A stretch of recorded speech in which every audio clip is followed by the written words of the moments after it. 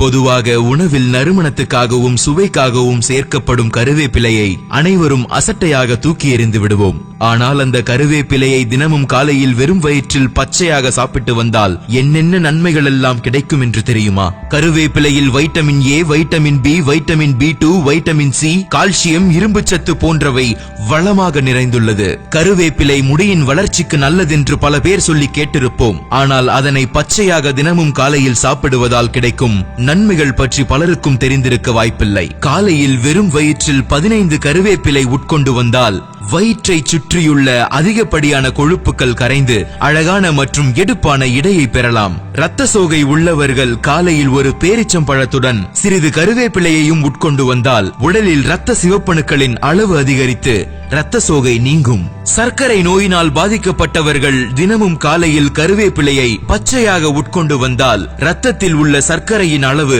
சீராக இருக்கும். கருவேப்பிலை உடலில் தேங்கியுள்ள கெட்ட கொழுப்புகளை கரைப்பதோடு நல்ல கொழுப்புகளை அதிகரித்து இதய நோய் மற்றும் பெருந்தமனி தடிப்பு போன்ற பிரச்சனையில் இருந்து நல்ல பாதுகாப்பு தரும். நீண்ட நாட்கள் செரிமான பிரச்சனையை சந்தித்து வருபவராயின் அதிகாலையில் வெறும் வயிற்றில் 15 கருவேப்பிலையை மென்று சாப்பிட்டால் செரிமான பிரச்சனைகள் நீங்கிவிடும். சளி தேக்கத்திலிருந்து நிவாரணம் பெற 1 டீஸ்பூன் கருவேப்பிலை பொடியை தேன் கலந்து தினமும் 2 வேளை உட்கொண்டு வந்தால் உடலில் தேங்கியிருக்கும் சளி முறிந்து வெளியேறிவிடும். இவை அனைத்திற்கும் மேலாக கருவேப்பிலை உட்கொண்டு வந்தால் கல்லீரலில் தங்கியுள்ள தீங்கு விளைவிக்கக்கூடிய நச்சுக்கள் வெளியேறிவிடும். மேலும் கருவேப்பிலையில் உள்ள வைட்டமின் ஏ மற்றும் வைட்டமின் சி கல்லீரலை பாதுகாப்பதோடு சீராக செயல்படவும் தூண்டும்.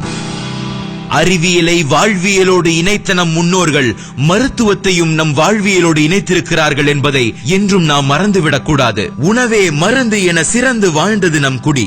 என்றும் அவையை பின்பற்றி நலத்துடன் வாழ சூரியன் FM வாழ்த்துக்கள்.